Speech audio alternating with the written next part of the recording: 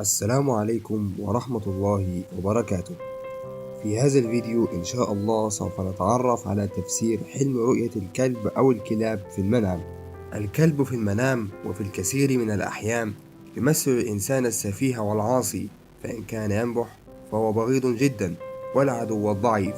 ومن رأى أن كلبا آذاه كالعض أو الجرح فإن صاحب الرؤيا سيتعرض للإيذاء من أعدائه.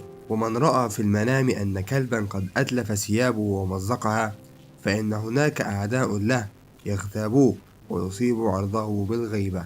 وأنثى الكلب إذ جاءت في المنام فهي تمثل المرأة الساقطة ومن قوم أراذل.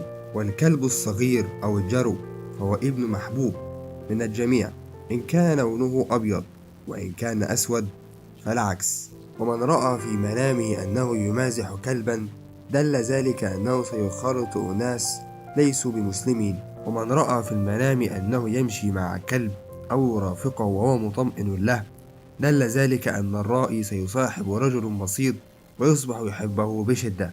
ومن رأى أن الكلب يؤذيه أو يعضه دل ذلك أنه سيصاب بمصيبة كبيرة من صديق. ومن رأى أنه يقتل كلبا متوحشا أو يبيد الكلاب في المنام فإنه سينتصر على عدوه. ومن رأى أنه تحول لكلب دل ذلك على أن الله قد يسره لتعلم علم ينفعه فتكبر عليه فلم ينفعه به الله.